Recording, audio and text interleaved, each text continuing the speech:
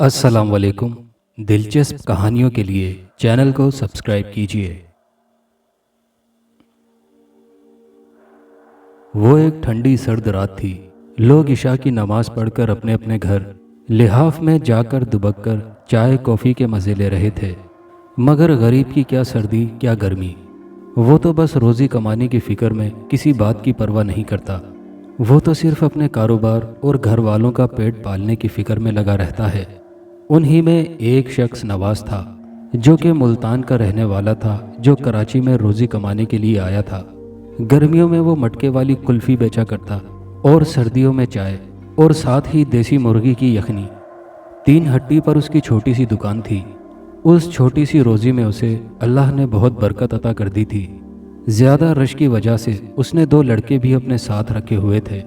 آج غضب کی سردی تھی، سردی کے ساتھ کوئٹہ کی ہوا بھی چل رہی تھی، جس کی وجہ سے سردی میں اور اضافہ ہو رہا تھا۔ اکا دکا لوگ آتے اور سوپ کی جگہ آج چائے کا زور بہت زیادہ چل رہا تھا۔ رات کا 1 بجنے والا تھا۔ آج شاید لڑکوں کو بھی بہت سردی لگ رہی تھی۔ استاد، دکان بند کر کے گھر چلنا چاہیے، بہت ٹھنڈ لگ رہی ہے استاد۔ ٹھیک ہے، 1 کپ گرم چائے پی لو، پیدل کا راستہ ہے۔ ٹھیک ہے استاد۔ تمام کام ختم کر کے بچے اپنے گھر کی طرف چل دیے۔ نواز بھی کچھ چیزوں کو سمیٹ کر چائے کے لیے مڑا ہی تھا کہ اسے چوڑیوں کی کھنک سنائی دی۔ اس نے پلٹ کر دیکھا تو وہ ایک بہت ہی خوبصورت لڑکی تھی، جس نے اورنج کلر کا سوٹ پہن رکھا تھا۔ اس کے لباس اور جسم سے عجیب سی مہک اٹھ رہی تھی، جو نواز محسوس کیے بغیر نہ رہ سکا تھا۔ محترمہ، آپ اتنی رات میں کیا کرنے آئی ہیں؟ ارے یہ کیسا سوال پوچھ رہے ہو؟ سردی ہے، تمہارے ہوٹل سے چائے پینے آئی ہوں۔ مگر بیوی، میں تو اپنا کیبن بند کر چکا ہوں، تمام سامان بھی۔ آپ گھر جائیں اور اپنے کچن میں اچھی سی چائے بنائیں، خود بھی پئیں اور گھر والوں کو بھی، اگر وہ جاگ رہے ہوں تو۔ جناب، باتیں بہت اچھی کرتے ہیں آپ، میں بہت ضدی ہوں، چائے تو آپ کے ہاتھ ہی کی پیوں گی۔ آپ جائیں اپنے گھر۔ یہ سن کر لڑکی زور زور سے ہنسنے لگی۔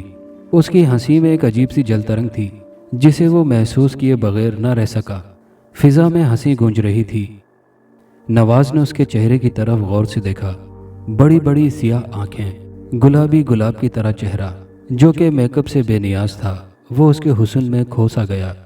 اس نے جلدی سے چولہا جلایا، فریج سے دودھ نکال کر دودھ پتی کی چائے بنا کر اسے پیش کی۔ یہ لیں، جلدی سے پی کر آپ اپنے گھر کی راہ پکڑیں۔ ارے آپ کو بڑی جلدی ہے؟ دیکھیں محترمہ، میرا نام محترمہ نہیں، رجا ہے۔ ٹھیک ہے رجا صاحبہ، اگر پولیس کی موبائل یہاں تک پہنچ گئی تو آپ کے ساتھ میری بھی شامت آ جائے گی۔ میں شریف آدمی ہوں، آپ جلدی سے چائے ختم کیجیے۔ ارے آپ کتنے ڈرپوک ہیں، کچھ بھی نہیں ہوگا۔ جب تک میں آپ کے ساتھ ہوں کوئی پرندہ بھی پر نہیں مارے گا، انسان کو تو چھوڑ ہی دیجیے۔ نواز کے جسم میں سنسناہٹ سی دوڑ رہی تھی۔ آخر یہ کیا بلا ہے؟ بلا کا نام ذہن میں آتے ہی نواز کی سٹی گم ہو گئی۔ یہ کوئی چڑیل یا اسیبی سایہ ہے، کیونکہ اس کے کیبن کے ساتھ کچھ فاصلے پر بڑے بڑے برگد کے درخت تھے، اور لوگوں کا کہنا تھا کہ یہاں پر سایہ ہے۔ ارے تم جو سوچ رہے ہو بالکل ویسا ہی ہے۔ میں ایک چڑیل ہوں، مگر تم سے پیار کر بیٹھی ہوں۔ میں سامنے والے درخت پر بیٹھی تمہیں دیکھتی رہتی تھی، مگر اکیلے میں بات کرنے کا تم سے موقع ہی نہیں ملا۔ آج موقع مل گیا، جس کی میں تلاش میں تھی۔ میں رجا کی روح ہوں، میں سب بتاتی ہوں۔ یہ کہہ کر اس نے کپ ایک طرف رکھا اور دور خلاؤں میں دیکھتے ہوئے بولنے لگی۔ میرا نام رجا ہے، میں نے خودکشی کی تھی۔ ذات کی بھنگن یعنی جمادار قوم سے تعلق رکھتی ہوں۔ میں تمہیں دوسری ملاقات میں سب کچھ بتاؤں گی۔ میری وجہ سے تم پریشان مت ہونا، میں تمہیں کوئی نقصان نہیں پہنچاؤں گی، بس تمہیں میرا ایک کام کرنا ہوگا۔ اب تم گھر جاؤ، تمہاری بیوی اور ماں فکر مند ہوں گی۔ یہ کہہ کر وہ غائب ہو گئی۔ نواز تھر تھر کانپ رہا تھا۔ اس نے اپنی بائک سٹارٹ کی اور گھر کا رخ کیا۔ راستے میں بھی اسے رجا کا خیال آ رہا تھا۔ جیسے ہی وہ گھر پہنچا، اس نے بیوی سے کہا کہ مجھے 2 لحاف اڑا دو، مجھے بہت سردی لگ رہی ہے۔ رات بیت رہی تھی اور نواز کی آنکھوں سے نیند اوجھل تھی۔ صبح فجر کی نماز پڑھ کر وہ پھر سے لحاف میں دبک گیا۔ پتہ نہیں کس وقت اس پر نیند کا غلبہ طاری ہو گیا۔ ظہر کی نماز کے لیے اس کی بیوی نے اسے جگایا۔ وہ بڑی مشکل سے اٹھا، اس کا پورا جسم درد کر رہا تھا۔ اس نے تھوڑا بہت ناشتہ کیا، درد کی دوائی کھائی اور مسجد نماز پڑھنے چلا گیا۔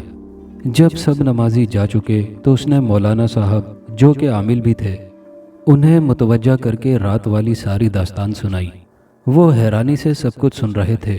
उन्होंने नवाज से कहा, तुम कल मेरे साथ मेरे उस्ताद के पास चलो, वो ज़रूर तुम्हें उससे निजात का तावीज़ बना देंगे। नवाज को कुछ आस नज़र आई। फिर वो शाम को कैबिन पर चला गया। उसने अपने इर्द गिर्द आयतल कुर्सी और चारों कुल का हिसार खींचा और अपने काम में लग गया। वो कोशिश में था कि 12 बजे दुकान बंद करके चला जाए। वक्त का पता भी ना चला। आज भी सर्दी उरूज पर थी, मगर आज कल के मुकाबले में रश ज़्यादा था। रश कम होने का नाम नहीं ले रहा था। इस तरह फिर वही टाइम हो गया। लड़के चले गए। नवाज डर रहा था। वो जल्दी जल्दी सब समेट कर घर का रुख कर रहा था। वो दुकान से निकलकर चौरंगी की तरफ आ गया। उसने देखा एक बूढ़ी औरत हाथ में छड़ी लिए सड़क के बीच में खड़ी कांप रही है। हाथ के इशारे पर नवाज ने गाड़ी रोक दी थी।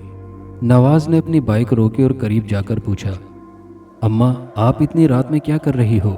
बेटा मैं रास्ता भूल चुकी हूँ, कहाँ जाना है? मुझे लालू खेत जाना है।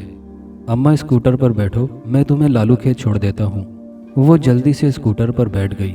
अभी वो अपने ख्यालों में चल रहा था कि उसे महसूस हुआ कि उसके पीछे जो बुढ़िया बैठी है उसके पास से वही मुअत्तर खुशबू और चूड़ियों की खनक आ रही है। उसने पीछे मुड़कर देखा तो रिजा यानी वही बदरू थी। अरे सामने देखो, ट्रक आ रहा है। वाकई उसकी बाइक के सामने ट्रक था। उसने अपने आप पर काबू पाया और बाइक बेसाख्ता रुक गई। आप? हाँ मैं। तुम क्या समझते हो मैं तुम्हारा आसानी से पीछा छोड़ दूंगी? जब मैंने तुमसे कहा था कि मैं तुम्हें कोई नुकसान नहीं पहुंचाऊंगी, तो तुम मौलवियों के चक्कर में क्यों पड़ रहे हो? तुम्हारे मौलवी मेरा कुछ नहीं बिगाड़ सकते। मुझे घर जाना है, घर वाले मेरा इंतज़ार करते होंगे। मैं भी तो कब से तुम्हारे इंतज़ार में सड़क पर खड़ी थी। चलो मेरे साथ। नवाज दरख्त के नीचे बैठ गया। आप मुझसे चाहती क्या हैं? देखो मैं सिर्फ ये चाहती हूँ कि तुम मुझसे चंद घड़ी बात कर लिया करो। मैं तुमसे एक काम लेना चाहती हूँ। बोलिए क्या काम है? मैं बताती हूँ। आज से तकरीबन 40 साल पहले जहाँ बरगद का दरख्त और खाली ग्राउंड है, यहाँ चंद कच्चे पक्के मकानात थे। मेरा ख़ानदान भी इन्हीं में रहता था। हम लोग क्रिश्चियन थे। मुझे सामने झोंपड़ी में रहने वाले एक लड़के शौकत से मोहब्बत हो गई जो कि मुसलमान था। हम साथ ही स्कूल में पढ़ते थे।